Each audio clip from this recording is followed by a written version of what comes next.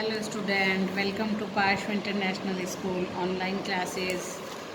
Chapter 4 world population structure यानी विश्व जनसंख्या संरचना।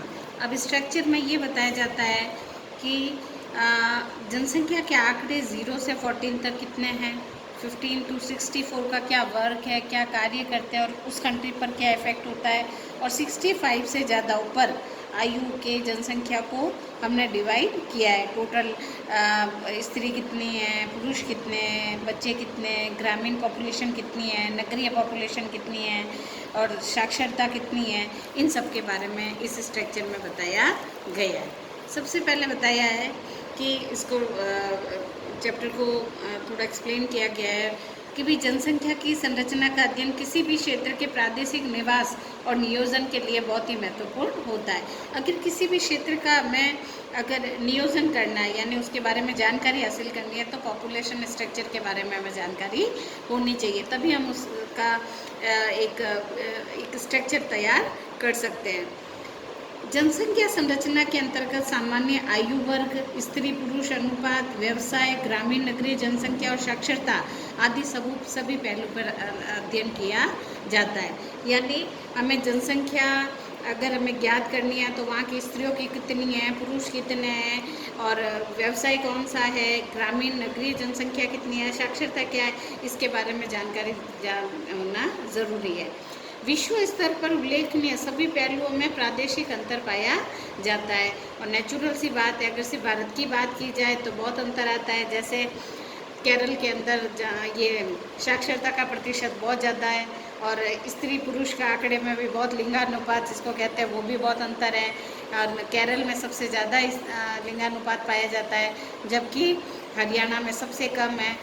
इसी तरह अरुणाचल प्रदेश में देखें तो 17 व्यक्ति प्रति वर्ग किलोमीटर है, जबकि दिल्ली, मुंबई, महाराष्ट्र की देखें तो 1314,000 प्रति वर्ग किलोमीटर है। तो इन आंकड़ों में अंतर पाया जाता है। गांवों में जनसंख्या प्राथमिक क्रियाएं ज़्यादा करती है, जबकि नगरों में ये क्या कार्य करती है, द्वितीय क्रिया सेकेंडरी एक्यूबेशंस, और नहीं तो प्राइमरी एक्यूबेशन करती है। साक्षरता में भी बहुत अंतर, स्त्री पुरुष के आंकड़ों में भी बहुत अंतर और व्यवसाय में भी अंतर देखने को मिलता है। तो ये इन सभी पहलुओं पर अध्ययन किया जाता है। नंबर आता है आयु संरचना यानी एज स्ट्रक्चर। इसको हमने 3 भागों में डिवाइड किया है, 0 से लेकर के 14 वर्ष तक, 15 से लेकर के 64 वर्ष तक और 65 से ऊपर। इससे हमें क्या अनुमान लगा है, जहाँ पर बाल्यावस्था और वृद्धावस्था ज़्यादा है उस कंट्री का विकास कम होगा।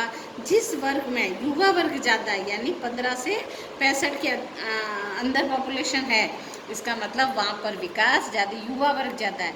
और जहाँ पे युवा वर्ग होगा तो बीमारी पे खर्चा कम, समझ आ रही है, और बच्चे होंगे तो बच्चे भी ज़्यादा बीमार होते हैं और उनकी शिक्षा पे खर्च होता है, बूढ़े भी बीमार होते हैं। तो इस तरीके से खर्च ज़्यादा, इनकम कम, और जहाँ पर युवा वर्ग ज़्यादा होगा इनकम ज़्यादा, खर्च कम आता है क्योंकि युवा बीमार कम। तो इससे हम ये अनुमान लगा सकते हैं कि कौन सी कंट्री विकास करेगी। इसीलिए भारत में सबसे ज़्यादा युवा वर्ग है, इसीलिए विकास की संभावनाएं भी ज़्यादा होती है। आयु संरचना के अंतर्गत किसी देश या प्रदेश में पाए जाने वाले विभिन्न आयु के लोगों का उनकी आयु या उम्र के अनुसार वर्गों में अध्ययन किया गया है। किसी भी देश की जनसंख्या को सामान्यतया 3 वर्गों में बांटा गया है। नंबर 1 0 से 14, 15 से 64 और 65 से ऊपर वाली आयु। इनमें यह विभाजन जनसंख्या की आयु संरचना कहलाता है।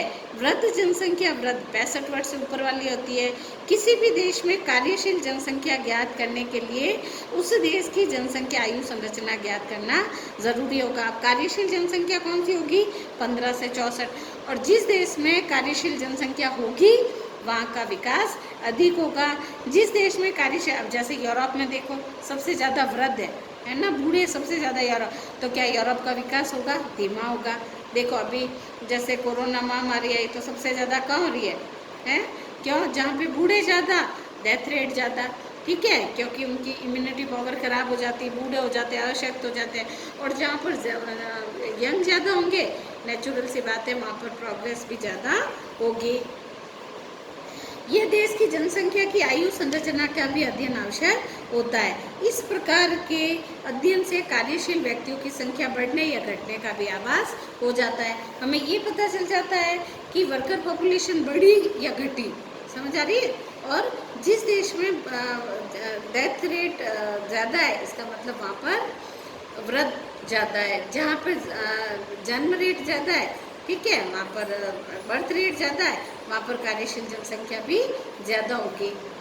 इस तरीके से 2014 में जनसंख्या संरचना के वैश्विक आंकड़ों के अनुसार विश्व में 6.8 पॉपुलेशन टोटल जो है वो वृद्ध है, यानी बूढ़े हैं।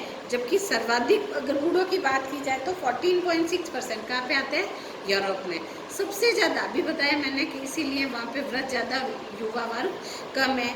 इसके पश्चात नॉर्थ अमेरिका में 12.5%, उसके बाद अफ्रीका में 3.2% और फिर आता है एशिया में, यानी सबसे कम कहाँ हो गए, अफ्रीका में। सबसे कम वृद्ध कहाँ है, अफ्रीका में। और इसके बाद एशिया में 5.8% लोग वृद्ध है। राष्ट्रीय स्तर पर सर्वाधिक वृद्धों की जनसंख्या कहाँ पर आती है, संख्या की बात की जाए तो जापान में 18.27, और जबकि प्रतिशत की बात की जाए तो कहाँ पर होगी सबसे ज़्यादा, यूरोप में, ठीक है। इस तरीके से यहाँ पर जापान के बाद सेकंड नंबर पे आता है जर्मनी, और जर्मनी के बाद आता है फ्रांस, फिर आता है ब्रिटेन, और अफ्रीकी देशों में यह प्रतिशत सबसे कम है, 2 से 3। क्यों, क्योंकि यहाँ पर युवा वर्ग ज़्यादा है। फिर आता है विश्व की लगभग 35% पॉपुलेशन कौन सी है, युवा वर्ग भी। अब बताया मैंने अभी सबसे कम कहाँ है, वृद्ध कहाँ है, अफ्रीका में। तो वृद्ध अफ्रीका में कम है, तो सबसे ज़्यादा क्या हो गया, यंग हो गया भाई।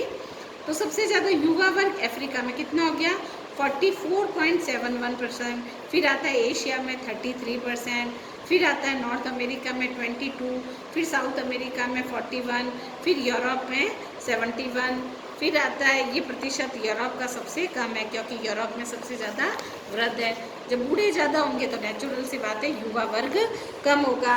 राष्ट्रीय स्तर पर जापान, जर्मनी, ब्रिटेन या संयुक्त राज्य अमेरिका आदि में यह प्रतिशत कम है, जबकि विकसित देशों में यह प्रतिशत ज़्यादा है। ध्यान रखना, विकासशील देशों में वृद्ध कम है, युवा ज़्यादा है, और विकसित देशों में वृद्ध ज़्यादा है और युवा कम है।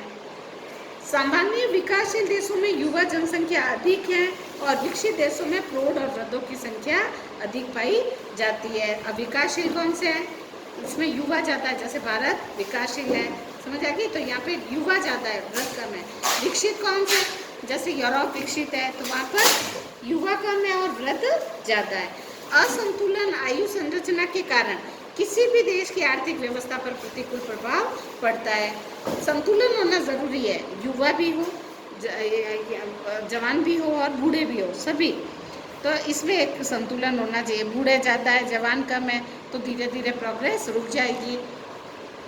जिन प्रदेशों की जनसंख्या तीव्र गति से बढ़ रही है वहाँ बच्चों की संख्या अधिक है, और जब बच्चे ज़्यादा होंगे तो थोड़े समय में युवाओं की संख्या में भी वृद्धि देखने को मिलेगी। अब आता है एज स्ट्रक्चर। एज स्ट्रक्चर को अपने कितने भागों में बांटा है, 3 भागों में, 0 to 14, 14 to 15 to 64 और 65 से अधिक। सबसे पहले आता है 0 to 14, यानी बाल आयु वर्ग में, जिसमें बच्चों की संख्या ज़्यादा होगी। इस आयु वर्ग में 15 वर्ष से कम आयु के बच्चों को भी इसमें सम्मिलित किया जाता है।